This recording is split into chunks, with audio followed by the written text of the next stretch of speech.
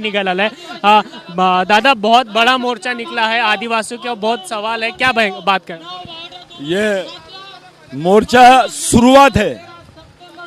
ये इससे बड़ी तादाद में लोग मुख्यमंत्री का घेराव कर सकते हैं, इससे बड़ी तादाद में उप मुख्यमंत्री का घेराव कर सकते हैं। आदिवासियों के साथ मजाक बना दिए और आदिवासियों का देश और उसके साथ मजाक, ये अलग बात है। लेकिन दूसरी बात, ये देश के संविधान के साथ मजाक बनाया इन्होंने। सुप्रीम कोर्ट का निर्णय आने के बावजूद एक सरकार आती है और तुम लोग उसको कैंसिल कर देते हो, यानी सुप्रीम कोर्ट की भी बात आप मानते नहीं हो, क्योंकि मामला आदिवासियों का। ये मानवतावादी जजमेंट नहीं है, ये मनुवादी जजमेंट है।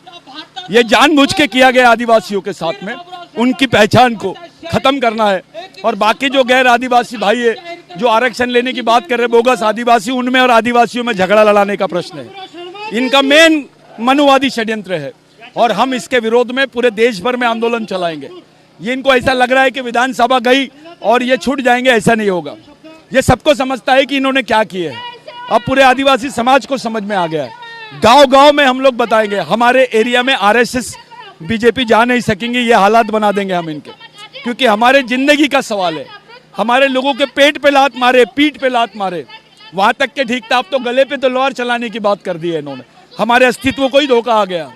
देश के संविधान को नहीं मान रही है। ये संवैधानिक सरकार हो सकती है, ये लोकतांत्रिक सरकार हो सकती है? नहीं है। ये लोकतांत्रिक सरकार नहीं है, क्योंकि ये सुप्रीम कोर्ट के जजमेंट को भी नहीं मानते।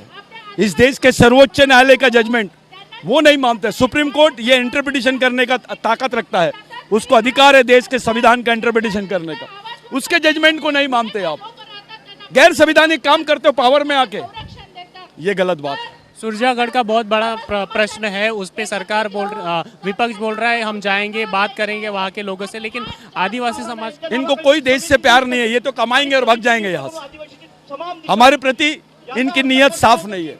जो पार्टी आदिवासियों का साथ देंगी, आदिवासी उसका साथ देगा। जो पार्टी आदिवासियों पे घात करेंगी, आदिवासी उसके खिलाफ में लड़ते रहेगा, चाहे मर जाए।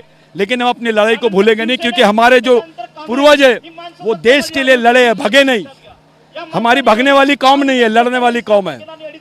बाबूराव शर्मा के, वो भी लड़ा, मर गया तो भी लड़ते रहा।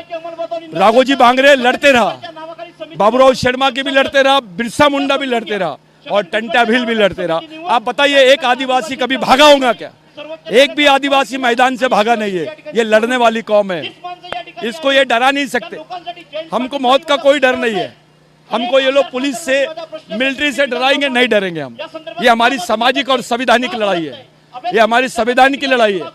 हम संविधान को बचाने के लिए लड़ रहे हैं, देश को बचाने के लिए लड़ रहे हैं। और एक बात याद रखो, इस देश में आदिवासी नहीं बचेगा तो संविधान भी नहीं बचेगा। जिस दिन आदिवासी बचेगा तो ही संविधान बचेगा और लोकतंत्र बचेगा। ये आज ये शुरुआत है। ये मोर्चा हम लोगों ने इसमें अभी ये नहीं लिया, ज्यादा इंटरेस्ट नहीं लिया। हमने मोर्चे की दूसरी रणनीति बनाए थे, लेकिन हमारे समाज के तमाम साथियों ने बोला है कि मोर्चा निकालना है, तो निकाला है। ये तो अभी टाइटल है, न्यूज रील है। अभी हम शुरू करेंगे मोर्चा। किसको जरूरी है क्या अधिवेशन में मोर्चा निकालना चाहिए? बिगर अधिवेशन में भी मोर्चे निकल सकते हैं। भारत का तमाम, ये महाराष्ट्र के जितने हाईवे है उस पे आदिवासी दिखेगा उनको। अगर ये हमारी मांग को माने नहीं, ये तो गलत बात है। क्या ये जानते नहीं है बोगस कौन है और असली कौन है? फिर भी ये लोग ये बात करते हैं। इसका मतलब ये है कि तुम किसी का प्रोग्राम इंप्लीमेंट कर रहे हो, किसी समाज के खिलाफ में उच्च न्यायालय ने न्याय देने के बावजूद तुम उसको खत्म कर रहे हो। ऐसा कभी होता है? It is dictatorship, it is not a leadership. ये डेमोक्रेसी नहीं है, आप ब्यूरोक्रेसी बना रहे हो। हमारा विरोध इसके लिए था, है और आखिरी तक रहेगा। ये इनके दिमाग में ऐसा आ रहा होगा कि आदिवासियों के पास कोई संगठन नहीं है, लेकिन आदिवासियों के पास में अब संगठन है, मिशन भी है और लोग भी है और मरने वाले लोग भी है, समाज के लिए जीवन देने वाले लोग भी है। हम समाज के अस्तित्व के लिए आखिरी दम तक लड़ेंगे। यही हमारी आज के दिन में बोलना है।